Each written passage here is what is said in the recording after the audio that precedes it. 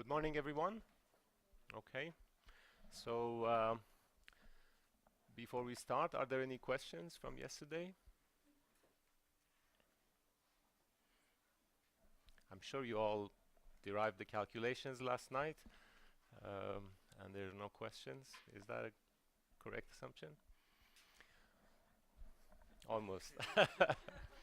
Okay, good. So we started yesterday looking at collective behavior of polar active colloids that are phoretically active. So typically you think about Janus particles, and in fact this will be of very generic interest to us working in the field of active matter, because many of the realizations of self-propelled particles involve some kind of non-equilibrium activity which is asymmetric, and naturally because of that the system will fall into this category or universality class.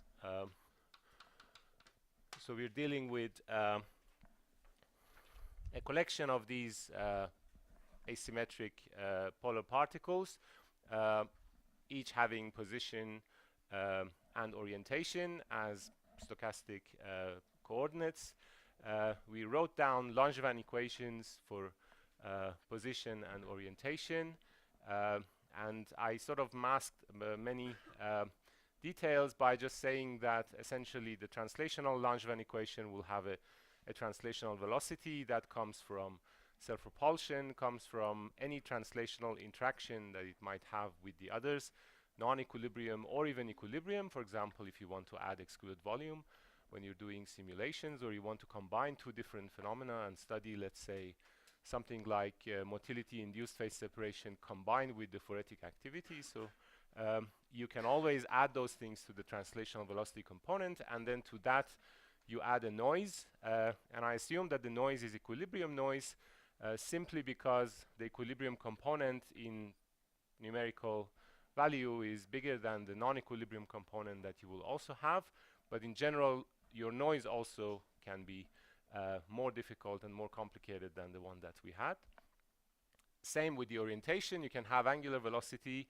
You can in fact have spontaneous angular velocity, so the particle can be spinning if the coating of the catalytic patch is asymmetric, and that happens in practice if you're not careful, in fact, for the preparation as well. So then the angular velocity that we had will have a spontaneous component. We put an interaction with the phoretic field in the form of alignment, and then we also added the rotational noise. From those velocities, the stochastic part and the deterministic part, you can work out fluxes. So in terms of the probability distribution for basically the single body probability distribution for the collection of n particles that you have, you will have a Fokker-Planck equation which is in the form of the conservation of probability, basically time derivative of the probability plus two divergences of the two fluxes equals 0. And this you can clearly read. This is the deterministic part of the velocity. This is the stochastic part of the velocity turning into a diffusive term. Now you have the deterministic part of the angular velocity and the stochastic part of the angular velocity. Okay. Then we identified a problem in the equation in the form of basically a mixing or an interaction between the orientational degree of freedom and the positional degree of freedom, and that means we cannot simply say, okay, if I'm interested in stationary state, let's just set this to 0 and set this to 0 independently and solve them independently. You cannot do that because n will mix with r, and this is basically another way of saying what Ludovic told us yesterday. So he mentioned that when you have a non-equilibrium system, typically with propulsion, what happens is your probability distributions will not split into two different components, one for position and one for orientation or velocity. And this is exactly that kind of problem. So how do we deal with this? We started looking at the moments of this equation, and we already introduced the moments. So density being the integral of P, polarization being the integral of n times P, nematic tensor being the integral of nn minus 1 over the dimension times P, and so on. And essentially the program is to calculate various moments of this equation. We gave it a very special name yesterday. I think that's very helpful to use in shorthand. So let's start with the program that we have. So integrating n itself gave us this equation.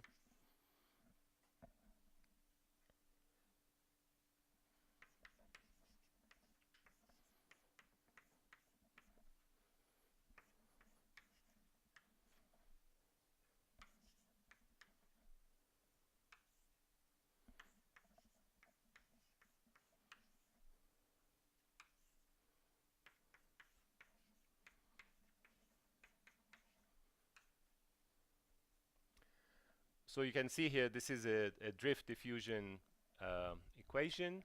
There is a Phoretic drift, so mu times grad psi, and divergence of that when it's multiplied by the density gives us the flux. And then there's a diffusive part. So this is all familiar. And then there's this term which is due to propulsion. So it's proportional to V naught. And that means that we need to look at the next moment as well. Something I need to mention here, all these coefficients, so mu, V naught, D, and so on, they can depend on space, and they can depend on orientation as well. They will complicate life, but fundamentally what we will get, so today we will assume that all of them are constants. I think it's better to finish this calculation assuming the simplest possible form, and then we can come back and add these complexities layer by layer. Okay, so next step is to calculate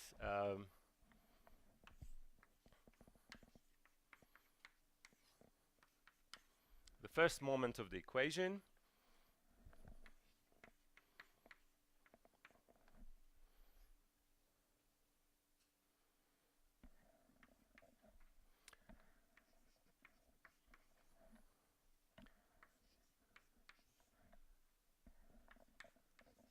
I think it's best if I write down what comes out of this and then give you the right address, how to find out exactly where each term is coming from.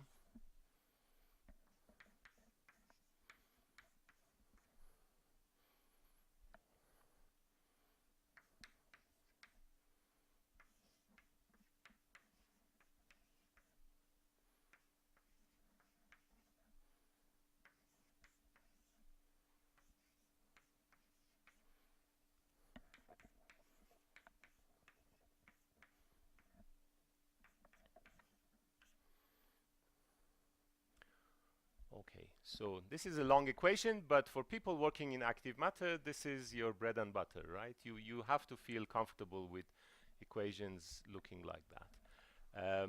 And in order to achieve that, we can take as much time as you think is needed to understand these equations. So do stop me if you are not happy with any of these terms. So say that one, where is it coming from? Okay? So let's look at these one by one.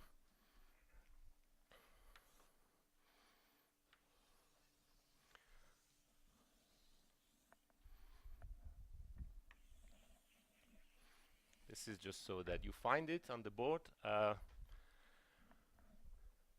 The first one, I multiply this by n and integrate, so naturally that's just time derivative of p. Then I have this term, I multiply it by n and integrate. nn gives me q, right? And coefficient is v0, and there's a divergence. So that term sits here. However, q is traceless. That's how I constructed it. And this is just nn. So what I need to do is subtract a 1/3 of identity and add a 1/3 of identity to this term, right? When I do that, I get this term. That's gradient of rho, and there's a third. And this 1/3 is the dimension. Okay? So far, so good. Now we get to here. This is basically that term. The alpha is this one. The other d alpha is this one. And then there's a p. You multiply it by n, and that gives you p. Okay, so no surprises there. Then there is this one, which is two del operators and a d, and that's basically d Laplacian of p, polarization. Okay, so that one is clear as well. Then we come to here. There are two terms with chi, and that means this term will give us two terms. So if you remember, I wrote down a couple of identities yesterday.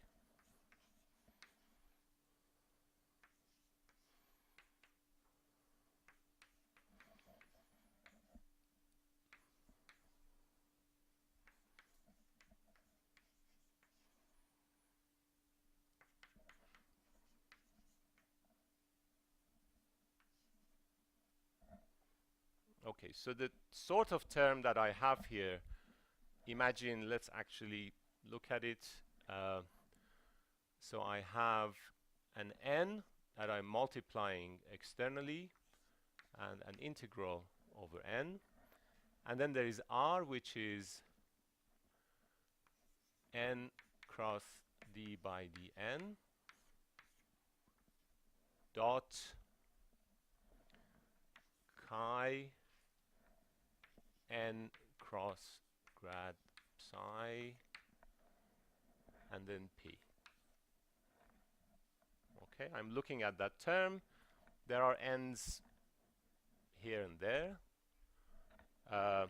So the best way to deal with this is to write it in components. So you will have the alpha component of that will be n alpha, and then this is epsilon beta gamma delta n gamma d by dn delta, and then dot, which means the delta component of that. So that's epsilon delta mu nu and mu d nu of psi times p. Okay, derivative is acting on everything that's here. Basically, these are not functions of n. There's only this one. So the derivative acts, gives you a delta function. You have two epsilons. You contract them. You use the identity that you have for two epsilons. That's delta minus delta delta minus delta delta. Right? You have something like this.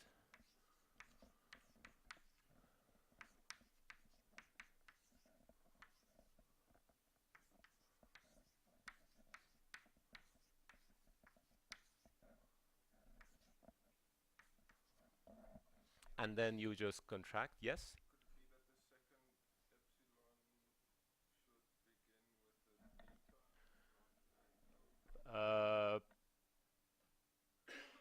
This one? It's do I have three deltas? That's bad. Okay, that's bad. Gamma delta, and then I want the beta component of that. Thank you. Yes. You should never have 3 times a single index repeated, right? That is very bad. Okay, so then you get the idea. You will contract and basically tidy the coefficients. Then there will be an n term, and then you subtract a trace from that. There'll also be a normal row term, and then the 1/3 that you subtract with the leftover will give you this minus 2/3 coefficient.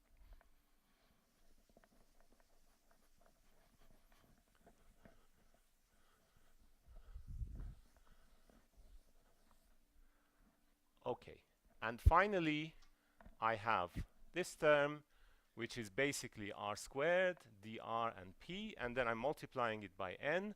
That one is easy. I just use integration by part and this identity, and that gives me 2 times dr. And the 2 is d minus 1. Okay, if you lived in an 8-dimensional world, you should be careful with this. Right, so we have the equation. It has rho in it and p, but also q. So again, we are facing this hierarchy problem.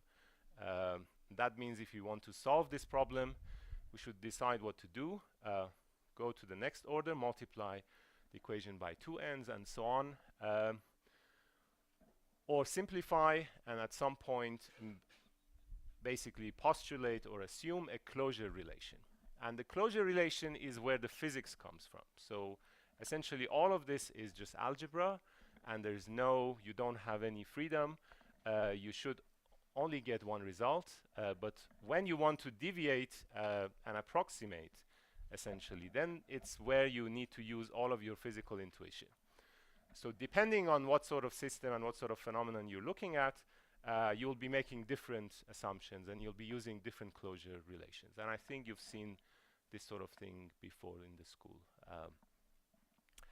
So for the system that we have, basically, we expect to have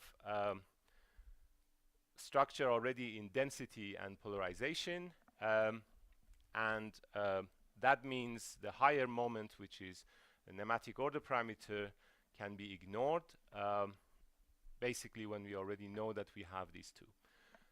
That doesn't mean that there will never be a nematic phase coming out of things like this, but it means that it's a reasonable assumption to make at this point. So I will use a closure relation and truncate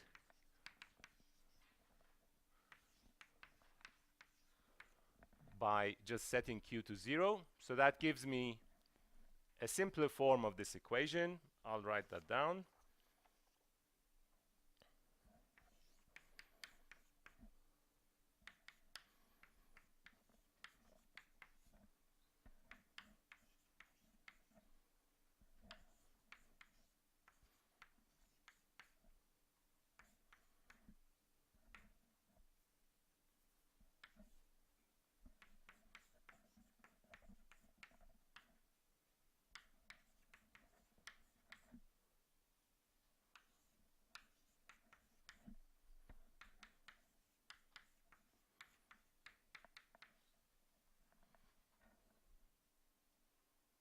Okay. So this is now the equation I will use for polarization, and this is the equation I will use for density. And you can see that these two equations, I'll call this one 1, and I'll call this one 2. You can see that 1 and 2 describe the closed set of variables, and I can solve them.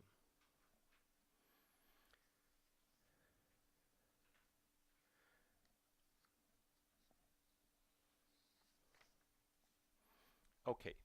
However, before doing that, I need to do something else. What is that? Well, I haven't really told you anything about Psi, right? It's just an external field for now. But that's not how this system is. The system is set up such that Psi is in fact an interaction between the particles themselves, so I have to somehow solve it or solve for itself consistently. So what is Psi? as I said, it's a typical thermodynamic. It's one thermodynamic potential which basically being modified by the non-equilibrium activity of the colloids. Let's say its concentration or chemical potential, or its temperature in the case of thermophoresis, and so on. So typically it will obey a diffusion type equation. So for the sake of generality, I will call this coefficient K. We don't want to have too many D's in the equation. So let's call it K. That didn't go well yesterday, I think. So now we'll call it K.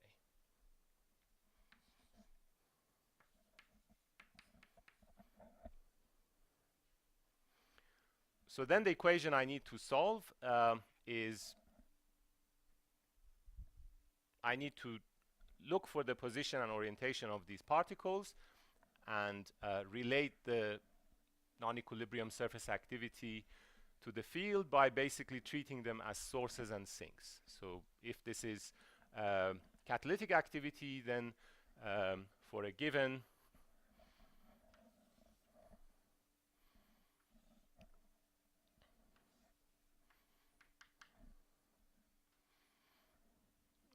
say my colloid is radius r, there is an alpha of omega I describing the catalytic activity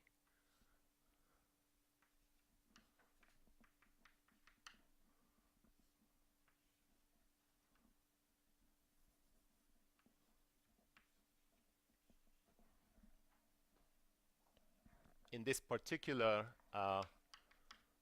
instantaneous position and orientation. I will have some function, let's say alpha is the catalytic rate on the surface, and then I will need to use that, so the coordinates will be controlled by r and n, and then I need to use that as the source of this diffusion equation and solve for psi and then put it back in this equation. And you can clearly see that this will be proportional to the moments of the distribution again, and when I put it back I will have nonlinearities every time I multiply p and rho and so on by psi. Yes? Won't you have a problem? Because if you've done this like before, then when you did the multiple expansion, there will be like additional. Yes, that's a very good observation. So I cheated here a little bit, and I was hoping to get to it after things are clearer on the board. So I'll just say it, and then I will show you again on the board what I mean.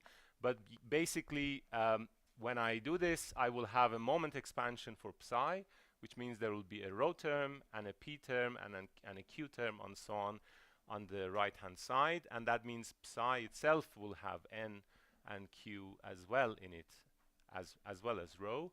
When I did this moment expansion, I treated psi as if it's only a scalar, but in reality it will also have basically n and n in it, which means that when you do the moment expansion that way, you might have additional terms.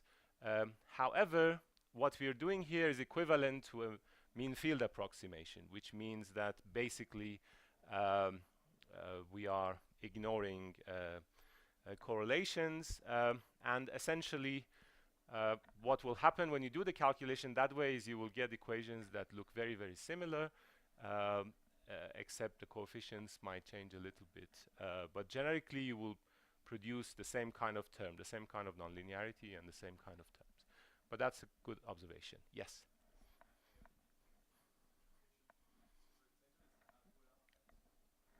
Yes. It's the wrong title. Yes, thank you. Okay. I don't know why I had that page. Okay, good, good. So, this is the next step of the program. Let's deliver it. I want to ignore the time derivative because typically the relaxation of the diffusional degree of freedom of the chemicals, of temperature, if this is a heat source, is going to be much faster than the typical motion of the colloids. We saw that yesterday, was it, or the day before yesterday, when we were looking at single particle motion. We had this tau d, which was clearly smaller than, orders of magnitude smaller than tau r, and that means we are allowed this separation of time scale. So anything I will do from here onwards will basically be above tau d, the time scale that we use to describe the inner dynamics of the Psi field.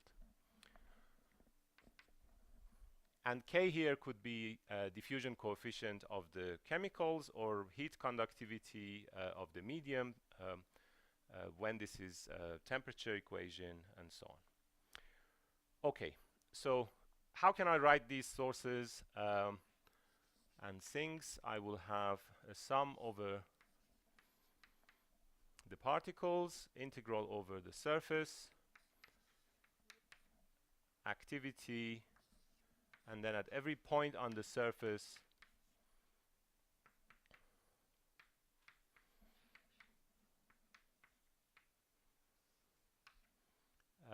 I will have the corresponding value for activity. So I'm assuming, say, asymmetric coating, and this vector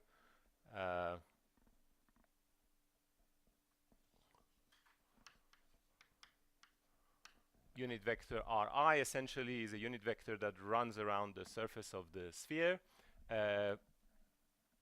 Before I called it R hat and ER and things like that, and this is just a shorthand so that you remember this has to do with the radius of the colloid.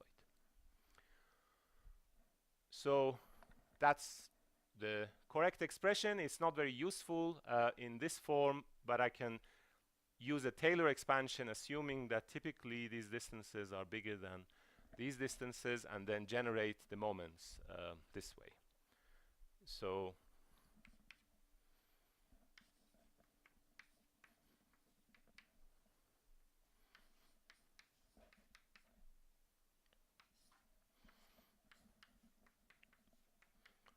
the first term is just a delta function of the position. That's basically the monopole of this charge distribution. So you should think about this surface charge distribution that you are using as a source to calculate some potential, and then you're doing an expansion in the multiples of that distribution. So the overall charge, the overall dipole moment, the overall quadrupole moment, and so on, which will correspond to our vectors, to our moments of the distribution, so rho, p, and q, and so on.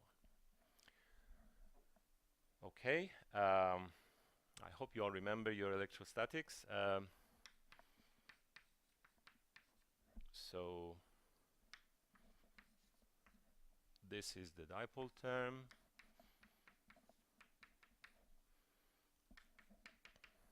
And so on. Now something helpful happens, because the way I have written these terms, now I can perform the integration over alpha. If you remember, we had expressions in terms of the YLMs and so on, let's say in spherical geometry. That's the most helpful way of writing it. I will produce it.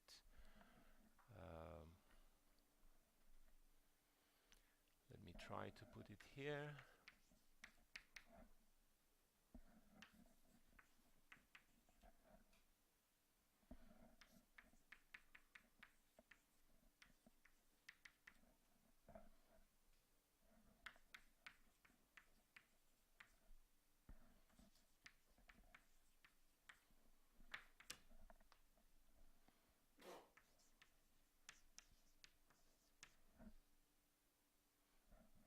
So alpha distribution is basically axially symmetric in a coordinate system where n is the z direction.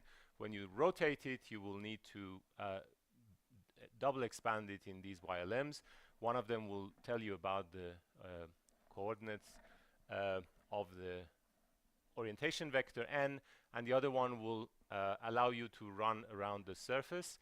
Then you have an integral over S, which is basically R squared times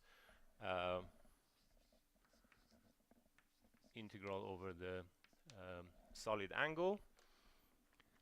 And then essentially you pick up various moments of this using the orthogonality of these YLMs. So for the first one,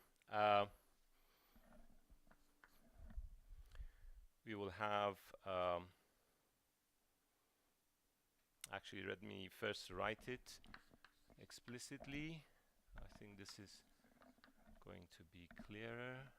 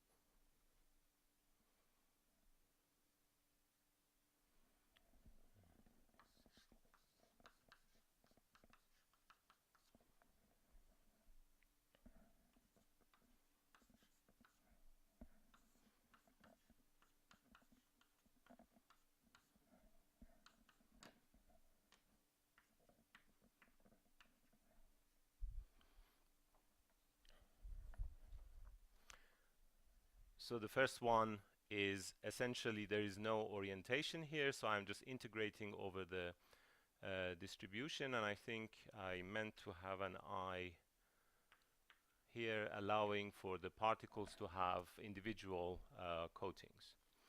So this one is just the overall integral of the catalytic rate on the surface. That gives me the 0th moment in my moment expansion of the distribution. So alpha naught will come out of that.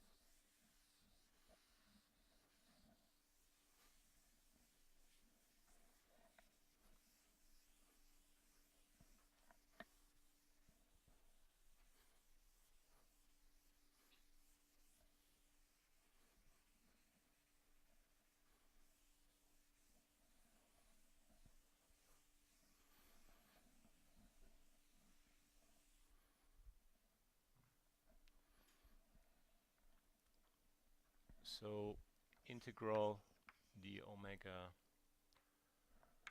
alpha of omega will be 4 pi times alpha naught.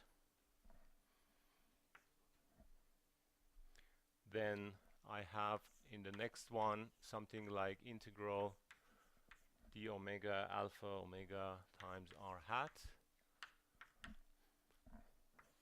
When you do the calculation, this will give you 4 pi over 3 alpha 1 n. And the reason this will happen is because r hat will basically, you can write it as a, you can write r hat in spherical coordinates as sine theta cos phi, sine theta sine phi, and cos theta. And then these components are components that are used in YLM, but for L equals 1. So if you look at the table of YLMs for L equals 1, Y of L minus 1, Y of L naught, and Y of L1 are essentially combinations of these things. So that means you can write R hat as a linear superposition of these Y1Ms, and then essentially the integral will pick up alpha 1 and various components looking similar to the components that you had for R hat, and then you add them together and you get basically this vector, because now you have theta n and phi n in every one of those. So you can see the expansion in the notes, which you'll find on the website, and hopefully this will be clear when you do it. So that means we will be able to write our expansion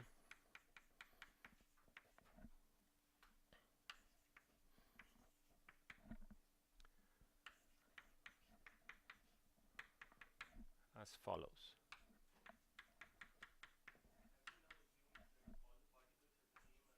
Yes, I am sort of drifting towards that because I don't want to carry the I index. So alpha naught is now coming out of the sign. But thank you for noticing, important.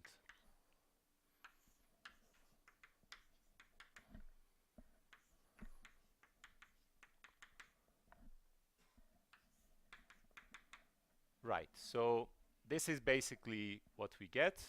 Let's look at it. So essentially, first of all, there are no surprises, right? You have the delta and grad delta and so on from the positional degree of freedom, and then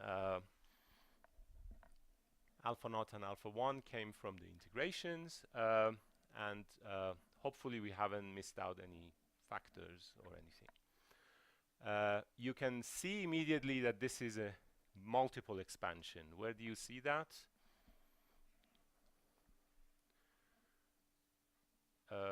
Say it louder. The deltas, that's the positional one, but something even clearer than that. The first term is proportional to r squared. The second term is proportional to r cubed, right? So we are expanding over size divided by typical distances between the particles. So that's the signature of multiple expansion. Okay. Now what do we do? This is where I wanted to tell you about the cheat, the trick that I used. Basically, so now you see it clearly that psi, in fact, itself has it is basically a function of n and higher moments. And the correct way of doing the multiple expansion, the moment expansion, will be to use this expression, insert it into my original equation, and then do the moment expansion. I have used some form of mean field approximation to basically do the averaging independently and use the product of the average quantities, which is what you do in mean field theory. So that means I want to go from here to a version of this equation where I'm using the averaging, and then I want to call the average psi psi, because I have so far implicitly done that and used it, so I don't want to invent new names.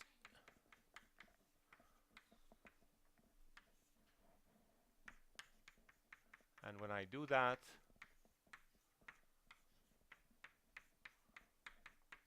I get this equation.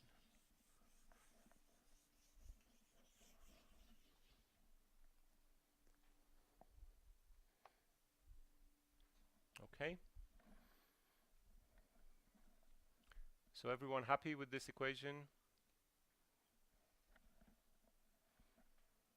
Now we have three equations, and I think I should call this 3. I don't know if I have done it. Yes. So now we have 3 equations, and with the truncations and all the approximations and the mean field assumptions and so on, we have them in a form that basically, especially if you ignore those 3 dots, that will be closed. So 3 equations in terms of 3 unknowns. That's rho, p, and psi. Okay, rho and p are sources for psi. Psi is an external field that acts on rho and p. Therefore, we will have nonlinear couplings and potentially complicated behavior. Okay. So questions so far?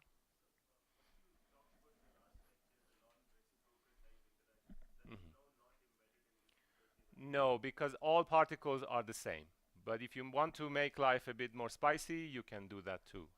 It's absolutely no problem. So hopefully the way we build these theories, you will be familiar enough with them so that you can do whatever you want with them. So you can just take these terms and change them as you will. Okay? Good, so let's see what happens when we combine these terms. Now, again, you can do two things. Well, you can do three things.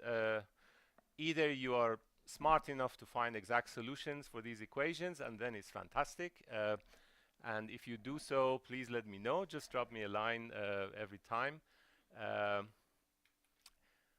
Or you can just put them in the computer and numerically solve them under different conditions. Obviously, that's very helpful and will teach us a lot. And then we can also use our physical intuition, try to approximate even further. This is dangerous territory because if you lose the important terms, then you might lose important physics. So I want to try a freestyle demonstration or experiment together with you to just see which term we can keep and which term we can drop, and see what happens when we do that. So this is not in one of the published papers, so this is just something we do together here, and we can do it as you want. So you just tell me which term you think is important and so on, and we will explore. Okay? Right, so the focus has to be the P equation because this is a higher moment than rho. Rho equation will be the last one that we want to solve, and I think a reasonable program will be to first find out how P can be approximated and simplified in terms of rho and psi, then eliminate P, then we have one equation for rho and one equation for psi, and then somehow we will also need to find a way to eliminate psi and maybe write an equation for rho, or eliminate rho and write an equation for psi and then solve it. Okay? So let's look at the P equation.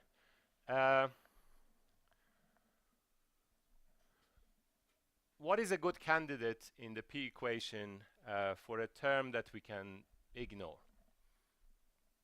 Yes? So if we're looking for homogeneous solutions, the grad rho term?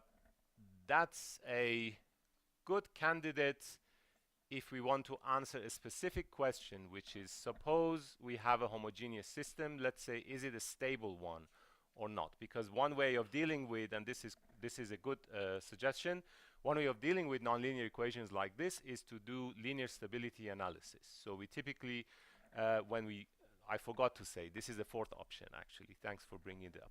So we say, okay, we have all these nonlinear complicated equations, we don't know what to do, let's just make assumptions about homogeneity and isotropy and so on, have a solution that has this property, expand about it and keep the linear terms, and then see what is the spectrum of the fluctuations above that. So say rho is equal to a constant rho naught plus a delta rho.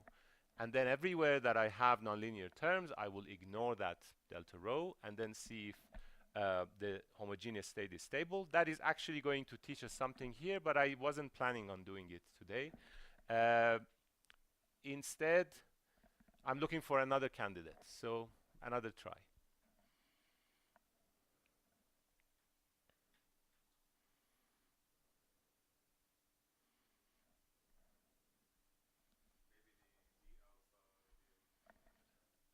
That's a good candidate to ignore.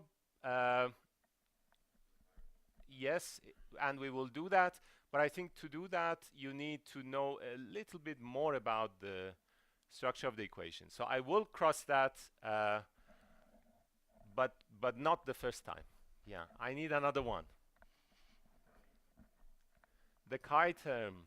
I think the chi term has some significance. Come on, we're running out of terms. Okay, the hint is this one. This is not the one that we are crossing, but we have this term. Let's look at this term. What is this term? It's a linear relaxation term, right? It's P times the time scale inverse. And when we have something like that, what can we do? we can ignore the time derivative. Yes, thank you, Mehrana. It was you, right? Yeah.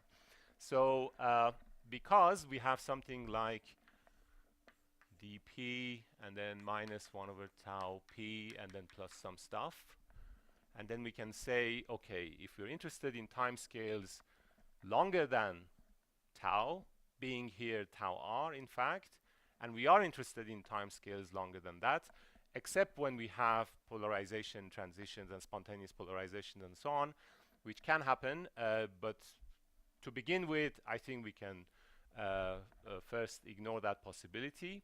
Then we can say, I will ignore this and just keep this.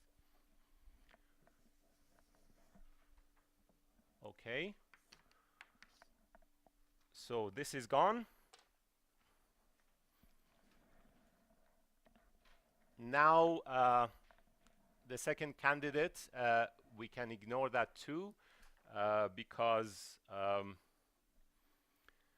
well, second candidate is a bit delicate. I'll start with another one. Let's look at this term and that term together. What do we see?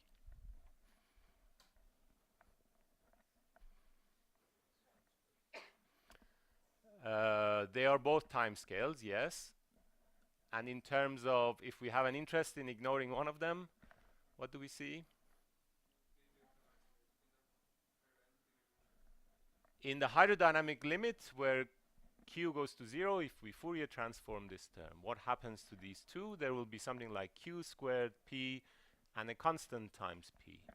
This is the fabric of screening, right? Debye screening is like that. When you have long-range interaction and then you add something like the inverse of a length scale squared to your Laplacian, then you say, okay, if I'm interested in the physics at the length scales longer than the screening length, here the screening is basically provided by dr. Then I can ignore this. There will be an opportunity for that term to feature very strongly when something interesting happens. And that interesting thing, I'll just hint at it. It's possible to get a term that will cancel this and even become negative.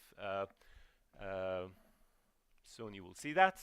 And then in that case, my kappa squared, if you want, the screening term will change sign and will become unstable, and then I need some stability, so I will keep my q squared term in the hydrodynamic limit. But for now, let's ignore that. So we're doing well, and I told you that I just need to keep this term, so let's keep it. This term, there was a good suggestion to forget about it. I want to see something more in it, because I think it's a very interesting term. And I suggest we open up this derivative. So we basically act through. Let me get rid of this.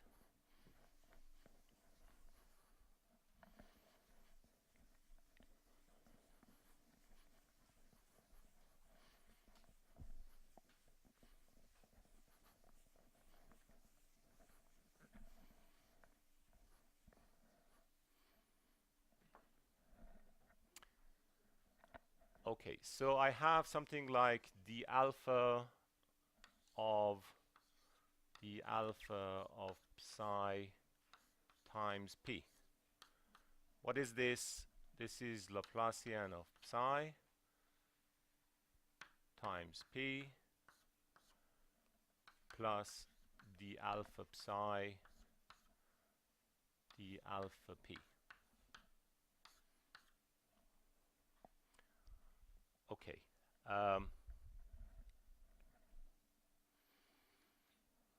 Now, I recommend looking at equation 3. What is Laplacian of psi? It's rho, and it's divergence of p, and a few other things. So, to the lowest order,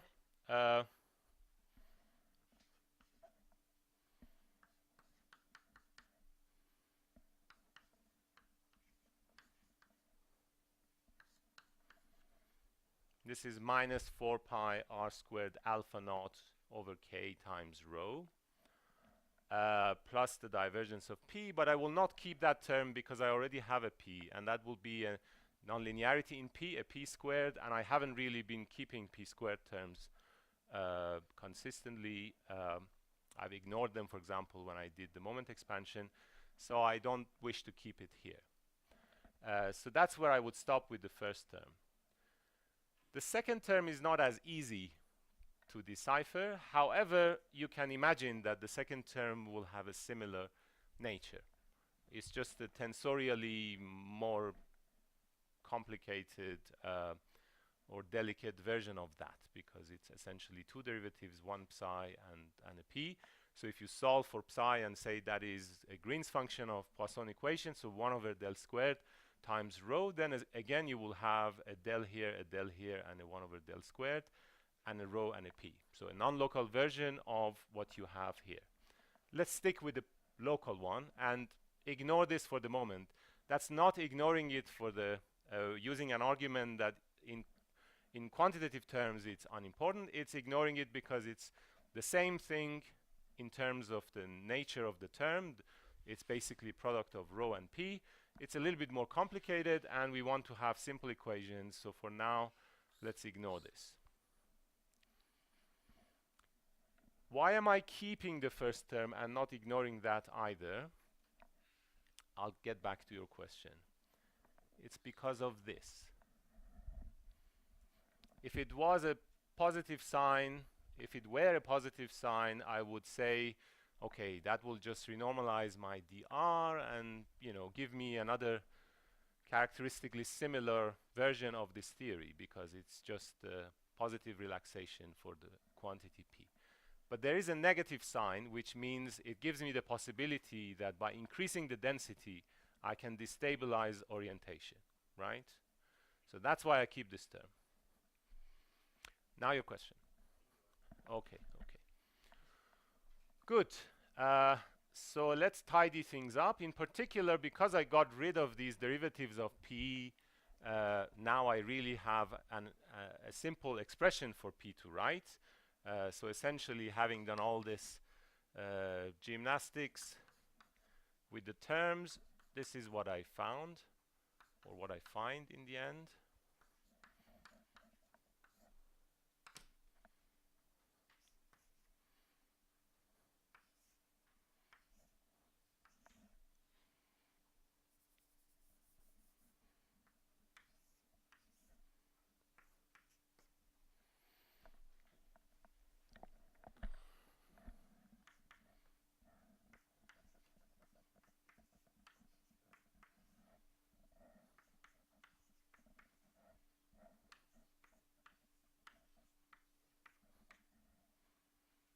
Okay.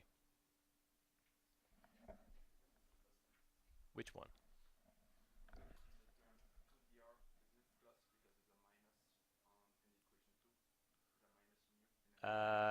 Yes. So there is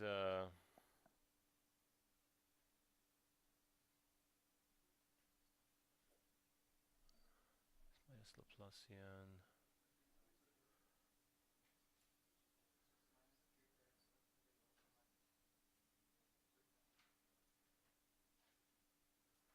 Okay, let me see. It is possible.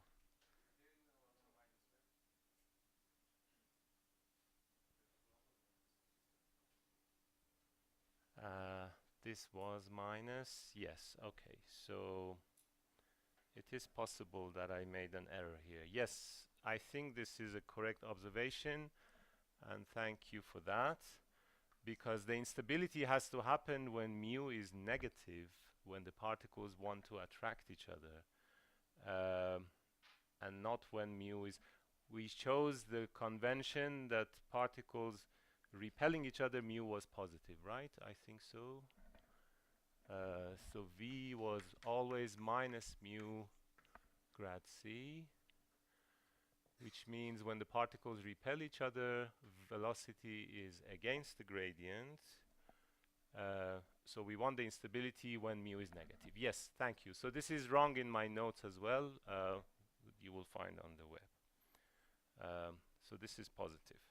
But still, this will give us the instability when rho is high enough for the right sign of mu. Okay, good, good. So then we have an expression for P. I can just divide.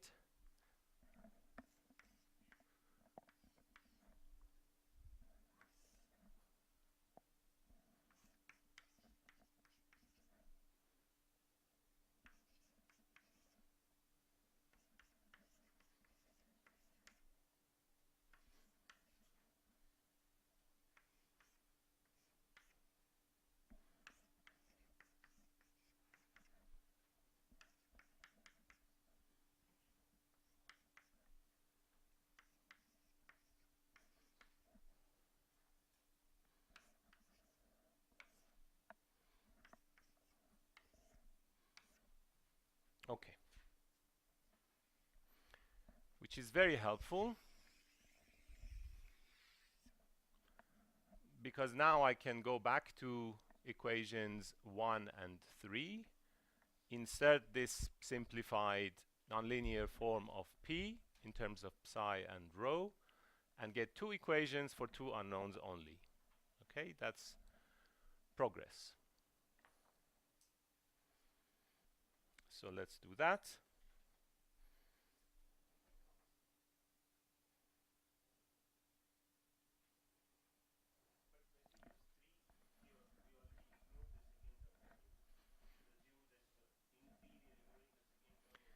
Yes, in fact, what I ignored is a p squared term.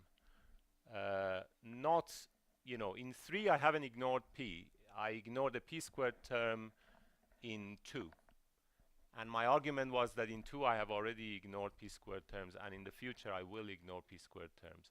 In fact, there are many p squared terms, and they will also have the possibility to flip the sign of the r and produce instabilities, but I won't get to that today.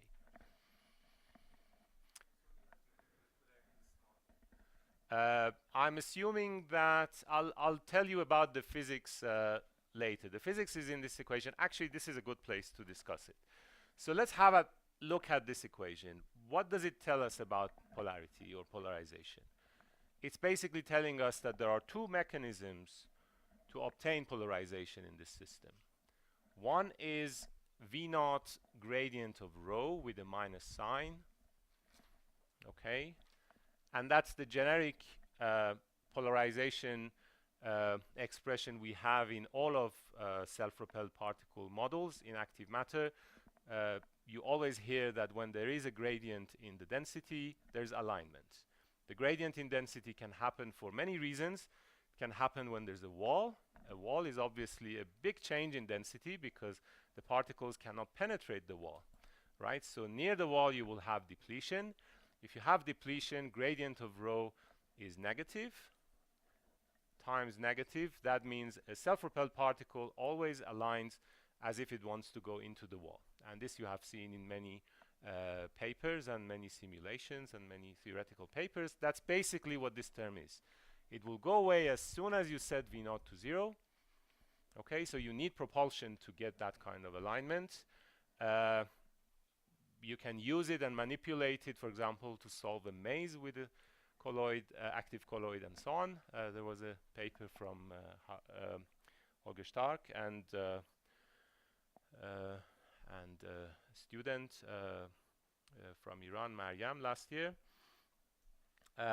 That's basically this term. So it's not a new term.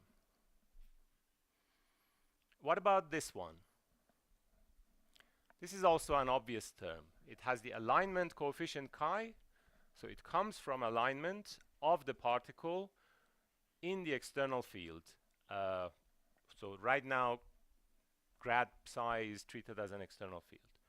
So when there is an external gradient of the Phoretic potential, the particle will align towards it or away from it, depending on the sign of chi, and that gives it a polarization.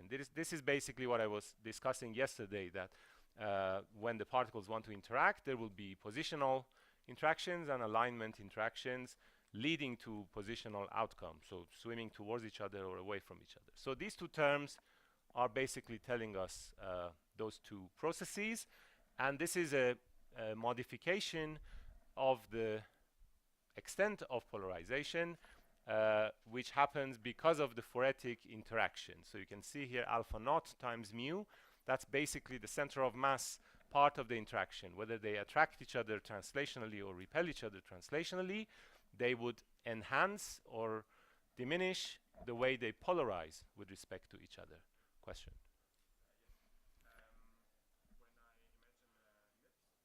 Okay.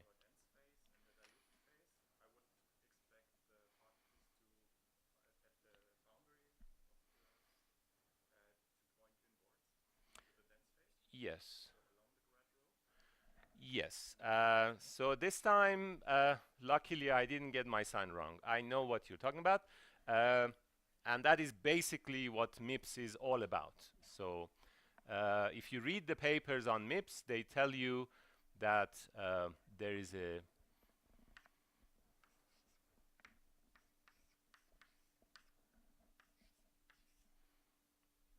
essentially a term like that, a d of rho, and they describe the inhibition of particles. So when they meet, density goes up, diffusion coefficient goes down.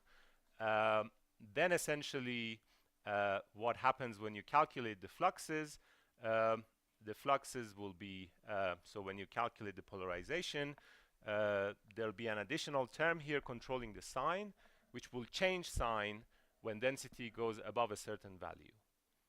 So there will be something like d rho, derivative of d with respect to rho, which sits there.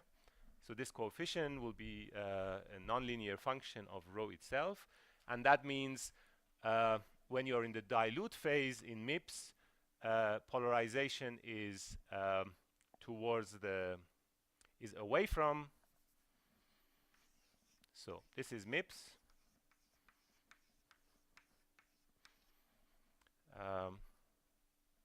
Basically, when you're in the dilute phase, polarization is away from it. When you're in the dense phase, polarization is towards it, because of the rho-dependent diffusion coefficient, which is an input in MIPS. So you put that by hand, and you say, suppose I have a theory where this is the case, and then you get this reversal of the polarization as a consequence. So really, what you have in MIPS is very simple. You go from a case where the particles want to go away from the dense phase when they are in the relatively dilute situation, to a case where the flux, so literally J becomes positive grad rho. So the coefficient here changes sign and they go towards the denser phase. Very good question. Okay. So you're all happy with what this equation is telling us? So it's telling us a few things about alignment. So just from propulsion, from the alignment Phoretic interaction, and the modification due to translational Phoretic interaction. Okay. Now we put that in our equation. One first.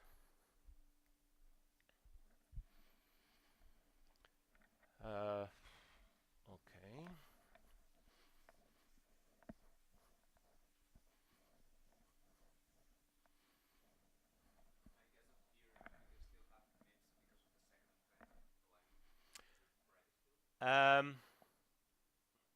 I mean, you can have MIPS if you put the MIPS machinery into V0, you can still do that.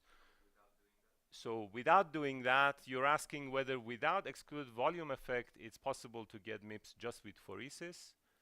That's a very good question. I need a few minutes to think about it. Yeah, good question. I think it's possible to get similar phenomenology, but it will be a different, it will be a chemotactic collapse, which I will explain essentially.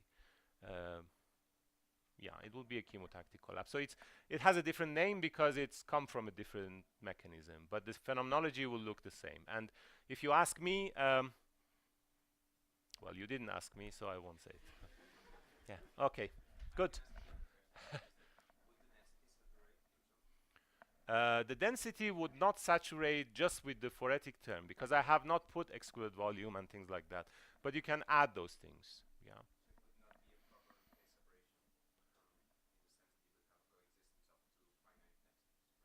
It will. Okay. So it will be a proper phase separation, but to describe the dense phase, you need to stabilize it. So you need to add that term. But it will be and yeah. Okay. We can discuss this. Right. Okay. Yes.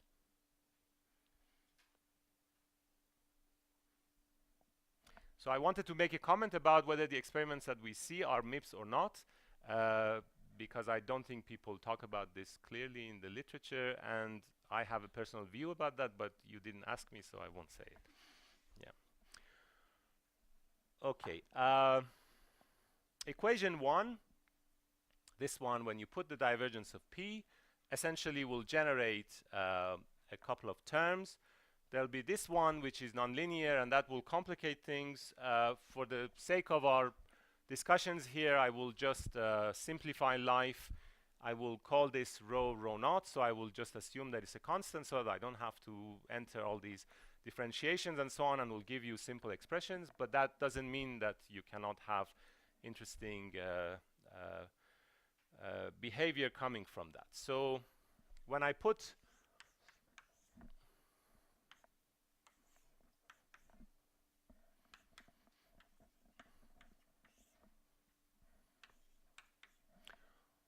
also, I forgot to say that all these coefficients in d dimension can be looked at trivially. I mean, this is d, this is d minus 1, and so on. You can find them in the notes. So this is d times d minus 1, etc.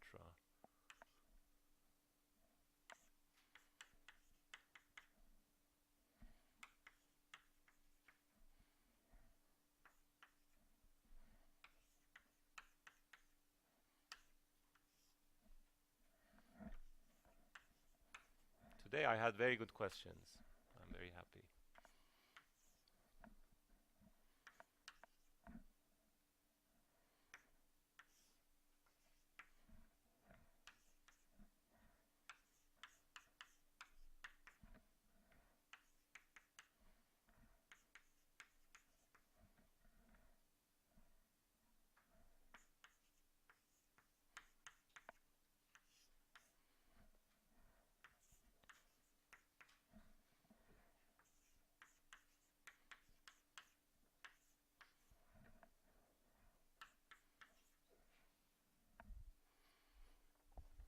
Okay. So as I said, I set the rho in the denominator to a constant to make life simple. And then you will see that equation 1 will now look like a drift diffusion equation again. There'll be this expression, which is essentially an effective diffusion coefficient. It's the standard way that you expect diffusion coefficient to be modified for a self-propelled particle. It has this V naught squared divided by the rotational diffusion time. However, the rotational diffusion time is renormalized by the phoretic interaction. And then you have this part of the expression, which is essentially the phoretic mobility, describing the translational interaction, which is modified by the phoretic alignment interaction, provided the particle has propulsion. V naught is non-zero. And that is what I was telling you about yesterday. So when the particles want to decide whether they attract each other or not, there will be two ways they can decide that. One is from the translational point of view, the mu is attracting or repelling. The other one is whether they're aligning and swimming or aligning and swimming away, and that's basically attraction and repulsion as well. That's this term. Okay, and so it's clear where these terms are coming from. I call this mu effective. You can play with these terms and find out when they switch sign and give you, interesting changes in the behavior in the phase diagram. I will only do one such thing now when I look at the alignment, but for now I'll I'll just look at this equation and say, okay, now I have something which looks like drift diffusion. I can look at the stationary state and find a solution to it in stationary state, which is essentially effective flux is equal to 0, and that gives me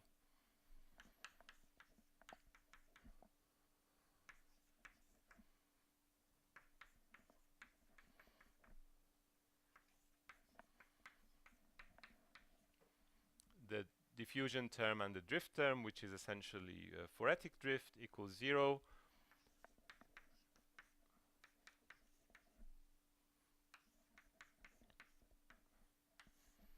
And the outcome of that in stationary state is Boltzmann behavior.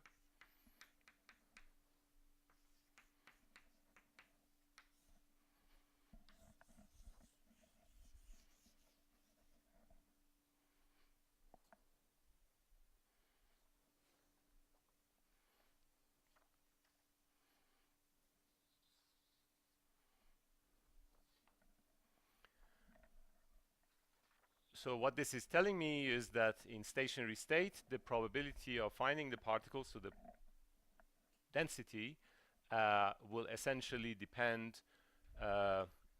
as if the system is experiencing an effective free energy with an effective mobility playing the role of charge, let's say, in this generalized electrostatic or gravitational system, times the effective potential, which is to be found, divided by the effective temperature. So there is this description which looks very much like what we expect from equilibrium electrostatics. The reason life became simple here in terms of the electrostatic analogy is because all particles are the same, so I ignored the complexities that we had yesterday. We can add all those and get more complexity here, of course.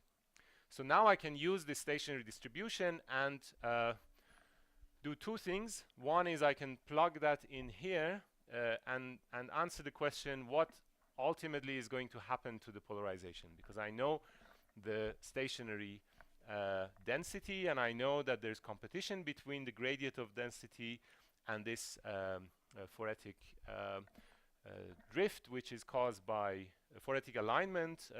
This is the polarization, and the two terms are adding to each other algebraically, so I need to work out exactly what happens when I am in stationary state. I can do that.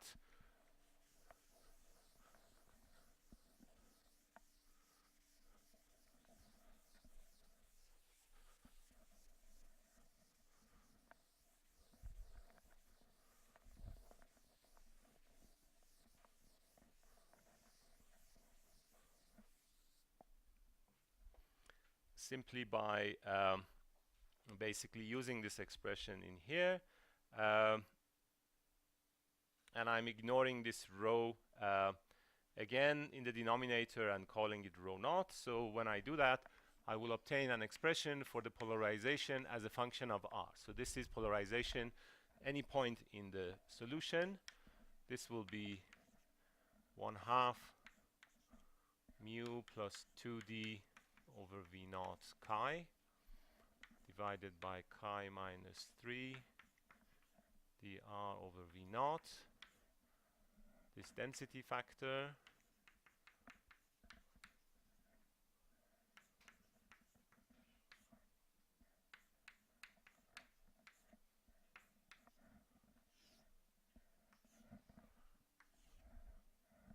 times grad rho. So I chose to write it like that because basically we were asking this question, do we get polarization towards grad rho or away from grad rho? The kind of question you ask in relation to MIPS, for example. And here we have the answer. The coefficient will be positive in some corners of the parameter space and negative in some other corners. That means the tendency for going towards and causing what you will then call a Phoretic collapse or condensation transition or going away and becoming dilute will be appear here, especially because there is density, so we can play exactly the same game as we play with MIPS. We can plot this coefficient, if you call it gamma,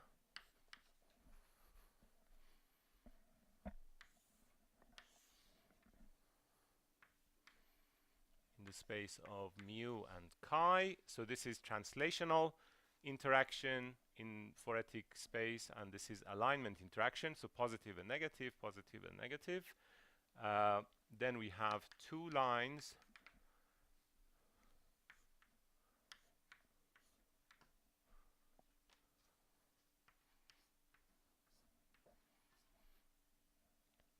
these lines are, this one is chi equals 3 dr divided by v naught times 1 minus 2 pi r squared alpha naught mu rho naught divided by k dr times mu.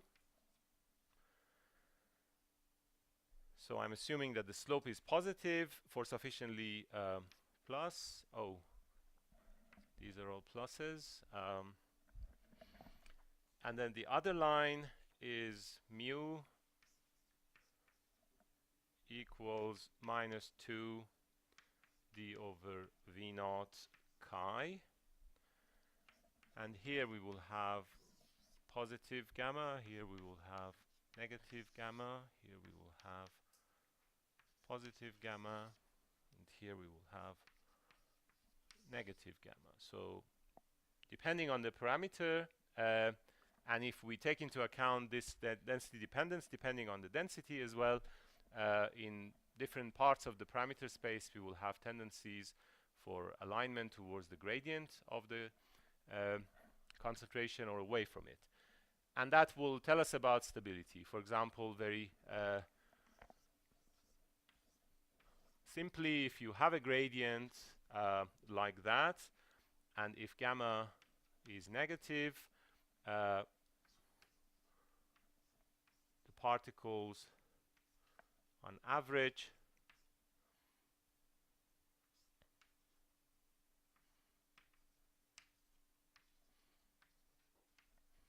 will point away from the gradient, which means that they will go away from the dense region, and the system will be stable. And then in the case where gamma is positive, it will be the other way around. So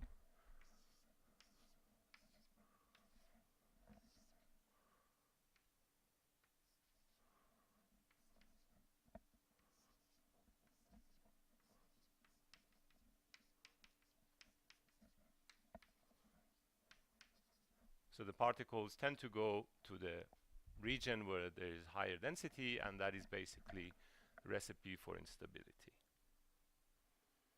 Okay? So this is an important feature of these phoretic theories, that alignment and polarization tendencies will couple via the field chi to the phase behavior and will determine the phase behavior. Any questions so far? Yes. Going back to the Boltzmann distribution of theta, the non-localities, I would have expected like no non-localities that will happen. Is this a result of the approximation taking root with one naught? Many approximations happened along the way. So for example, remember we had d alpha psi d alpha p, and we ignored that, whereas we kept something that was exactly the same but local. That, you know, is an obvious case where you would basically kill any non-locality by, you know, completely artificially. So the correct theory would look at these three equations in Fourier space and we'll couple them, and you can look at the modes and do linear stability analysis, and then you will realize the spectrum of the fluctuations in psi and in p and in rho will essentially have non-local terms, and the non-local terms will mediate long-range correlations. Yes, thank you. Okay, good. So now, other questions here?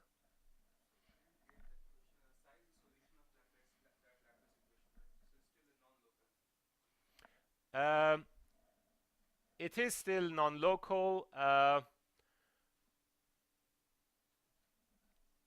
but it could be even more non-local. So the way rho depends on psi locally is the result of an approximation. And basically yes, when you put that into the equation and solve,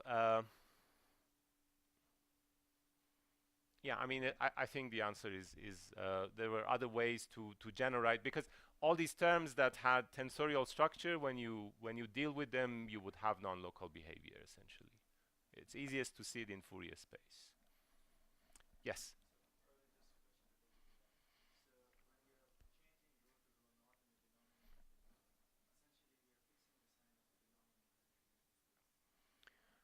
We are fixing it everywhere in space. That is correct. But if we don't do that, as you can see here, rho is changing, then that means in some parts of the space, the sign will be positive, and in other parts, it will be negative because of the profile. That's a good point, yeah.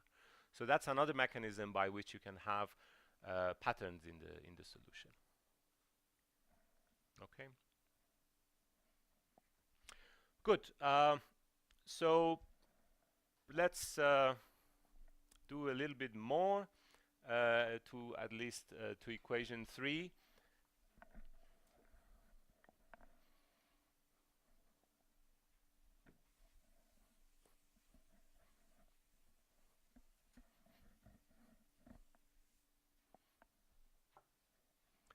So if I plug in my expressions for polarization and alpha here in equation 3,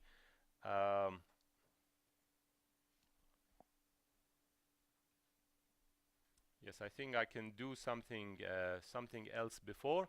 I can just take equation 3 and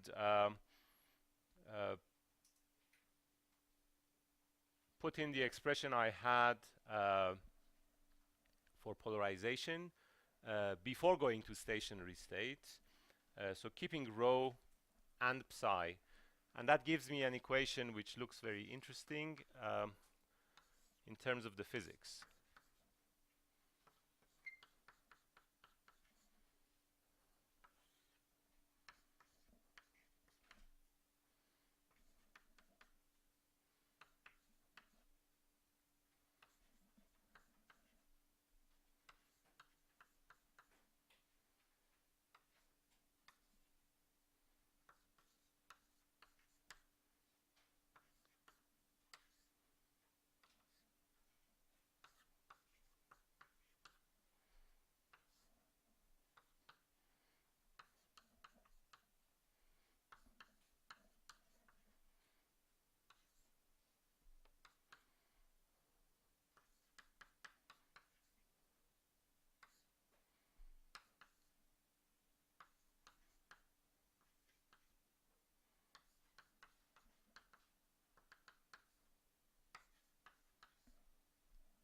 So first of all, when I put in the expression for P on the right-hand side, I generate two terms.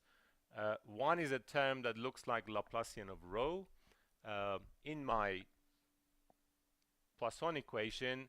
And when you look at this term in comparison with the source term that we have, this is clearly a higher multiple because it involves second derivative over the term that already exists. So I can basically ignore this without any significant consequences. Then I have this alignment term which gives me a grad psi term, and I have chosen to write that here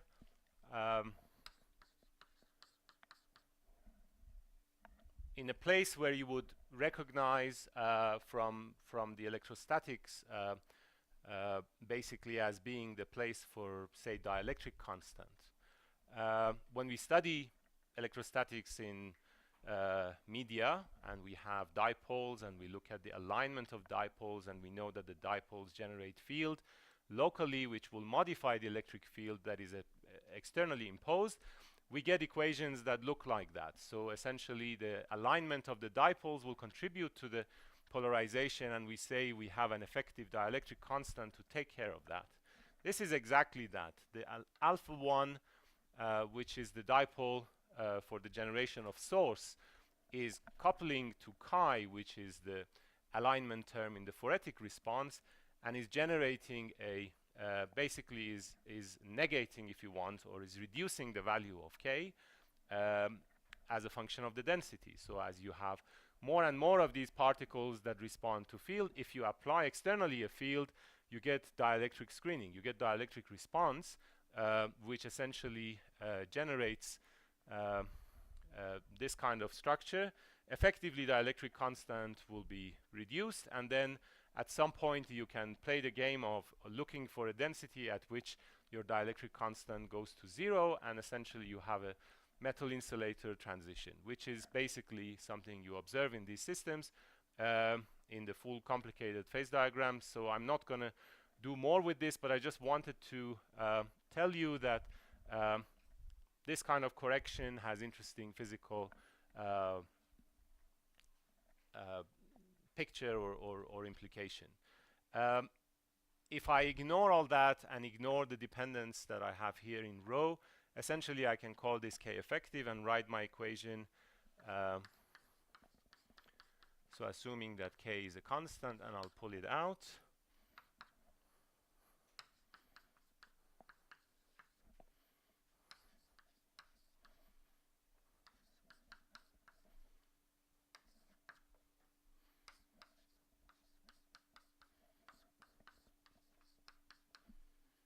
So we've come a long way generating all these effective coefficients, but ultimately at the simplest possible level, the physics of this system, which is basically for particles that are all the same, in stationary state is given by Poisson-Boltzmann equation, which is basically the nonlinear equation we have to solve electrostatic problems in solution, so for electrolytes. The dielectric constant is effective and modified by all these interactions. The mobility is, or charge, is complicated, and it comes from all these interactions. The effective diffusion coefficient or temperature is also complicated and comes from all these equations, but at the end of the day, the equation that you have is a Poisson-Boltzmann equation. Okay, I think this is a good place to stop, and then I'll pick up the rest on Monday. So thank you.